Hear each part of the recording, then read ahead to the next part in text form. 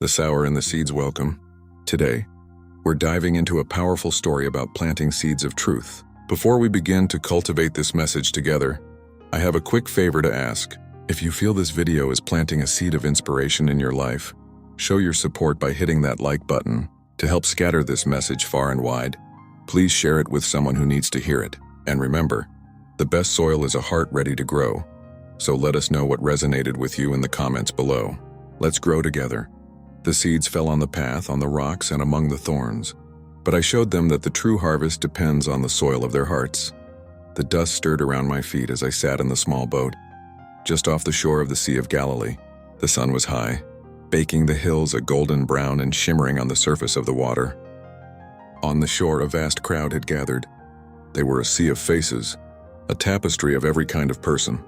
Fishermen with rough, tanned hands, women with children clinging to their robes, scholars with scrolls tucked under their arms, and farmers who smelled of earth and sweat. This was their ordinary life. They had come to me for a word, for healing, for a glimpse of something beyond the familiar cycle of sunup and sundown. Their lives were filled with the simple, unchanging rhythms of the land. They knew the feel of the soil in their hands, the sting of the sun on their backs, the taste of dust on their lips. They lived and breathed the work of planting and harvesting, of hope and disappointment. They knew a good harvest meant food on the table for the winter. A bad one meant hunger. It was a language they all understood, a foundation on which their entire existence was built. And so I began to speak to them in a language they could not mistake.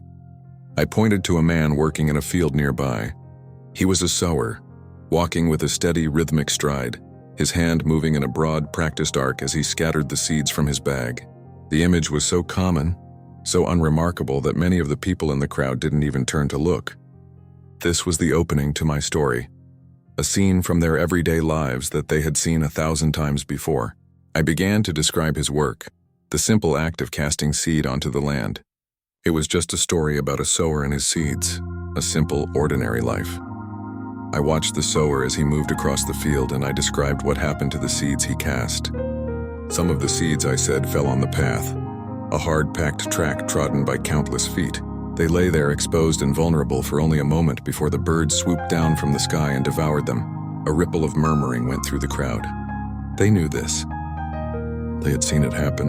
It was a waste, a simple reality of life on the land. But then I continued. Other seeds, I told them, landed on rocky ground, a thin layer of soil covering a stone slab. They sprouted quickly, their tender shoots breaking through the surface with a sudden burst of green. For a moment, it looked promising, but the sun beat down, and with no depth of soil for their roots to take hold, they withered and died. The crowd's murmuring grew louder. They understood the metaphor of the fleeting, shallow success, the promise that fades under pressure. Finally, I spoke of the seeds that fell among the thorns. The seeds germinated and the young shoots grew alongside the thorny weeds, competing for the same space and nutrients. The weeds, with their relentless, aggressive growth, soon overtook the fragile plants, choking them out and preventing them from bearing fruit. The crowd was silent now, their faces etched with a dawning recognition. They had all fought a battle against weeds. The waste of the first two groups of seeds was one thing, but this was a silent, suffocating defeat. The promise was choked out before their very eyes. They saw the sower's good intentions, his hard work, come to nothing. I finished my story, but I did not explain it. The seeds, I said, fell on these 3 kinds of soil, and in each case the harvest was lost. And then I stopped. A quiet hung over the crowd, heavy with unanswered questions. I could feel their confusion, their frustration. They had been given a puzzle, not a solution. Their minds were already turning, trying to apply the parable to their own lives, to the scholars and leaders of the day. They saw the crack in their understanding, a small fissure in the familiar world that threatened to become a chasm. The breaking point came later, after the crowd had dispersed.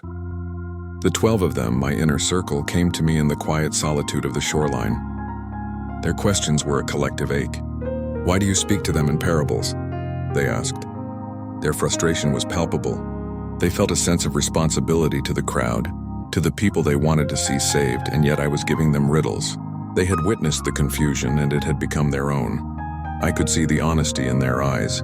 They were not asking for themselves alone, but for all those people who had walked away with a story but no clear meaning.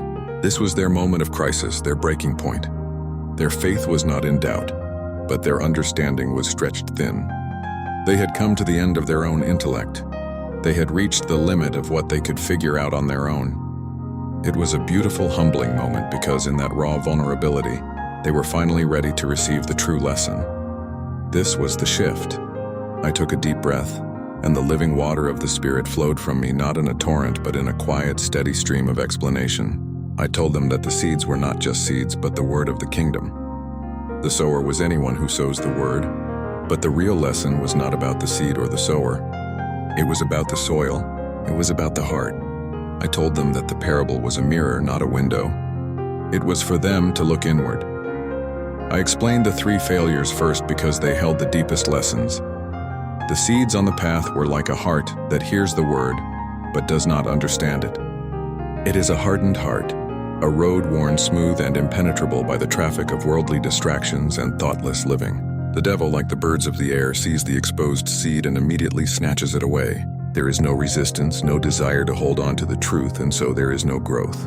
I watched their faces as they processed this. They had seen hearts like this in the marketplace, in the temples, in their own families. Then I spoke of the rocky ground. This was the person who receives the word with initial joy. They are enthusiastic. They accept the truth with a burst of feeling, but their hearts are shallow with no deep spiritual roots. When tribulation or persecution comes, when the sun of adversity beats down, they wither. Their faith is for fair weather only. They had met such people too. The joy was real, but the commitment was superficial. It was a lesson in the difference between emotion and deep-seated devotion. Finally, I spoke of the thorns. This was the most insidious of all the failures. The seeds on the soil grew. They started to thrive, but they were choked out by the cares of this world and the deceitfulness of wealth. The weeds and the word grew together for a time, but the weeds were stronger, and the plant was strangled before it could produce a harvest. I saw a knowing look on their faces. The lure of possessions, the anxiety about tomorrow, these were enemies they knew well. These thorns did not attack from the outside. They were already rooted in the heart. The promise was always there, but it was suffocated from within. Finally, I spoke of the good soil. This was the heart that not only hears the word, but understands it. It is a prepared heart, receptive and cultivated. This soil allows the seed to take root, to grow deep, and to produce a harvest, 30, 60, or even 100 times what was sown. This was the heart I was looking for. This was the true purpose of the sower's work. It was not a matter of luck or chance. It was a matter of the condition of the soil. The purpose of my parables, I told them, was to separate the seekers from the merely curious. It was to reveal the truths of the kingdom to those who had been given the gift of understanding, to those who were willing to dig for the meaning. For those who had ears to hear, the parable was a revelation. For those who did not, it was just a simple story about farming. The parable was an invitation to go deeper, to cultivate their hearts, to become that good soil. It was a call to personal responsibility. No one could force the word to grow in a heart that was not ready. But for those who were willing to receive it, the harvest would be unimaginable. My purpose was to show them that they had control over the soil of their own hearts. They could choose to break up the hard path of indifference. They could choose to dig out the rocks of shallow faith. They could choose to clear the thorny vines of worry and greed. The sower's work was to cast the seed, but the outcome depended entirely on the heart of the one who received it. The closing impact of that day has echoed through the centuries.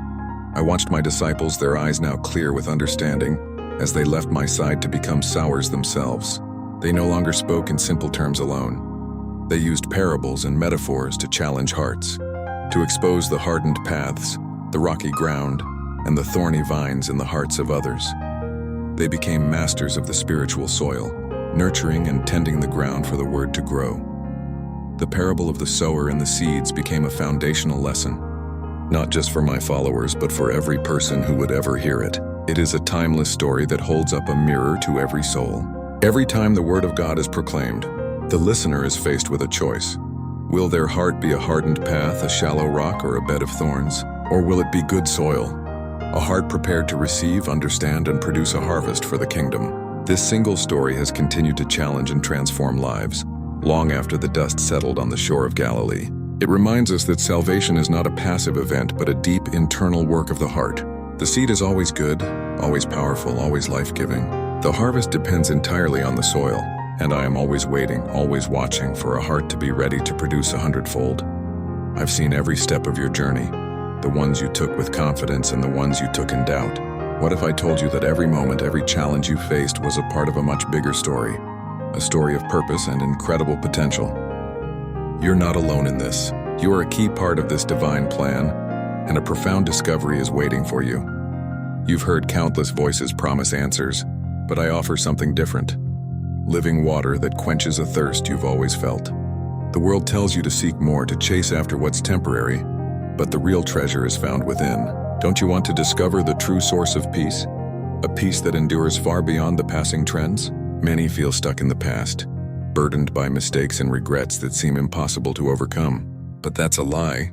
I am here to offer you a fresh start, a radical change that begins today, right now. Imagine letting go of all that weight and stepping into a future that is bright, unburdened, and overflowing with grace. Your heart knows there's something more, a deeper truth beyond the surface. This isn't just a story.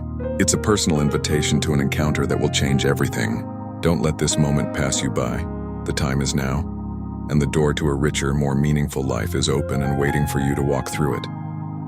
Join me on this journey. The path isn't always easy, but the destination is more wonderful than you can imagine. Are you ready to see what's possible when you surrender and truly follow? The harvest is plentiful and the soil of your heart is waiting. The message has been planted and now it's time for it to grow. If this truth took root in your heart today, help us cultivate this community by hitting the like button. To scatter these seeds of inspiration far and wide, please share this video with someone who needs to hear it. And to ensure you never miss out on the next harvest, be sure to subscribe to our channel. Together we can watch this field flourish.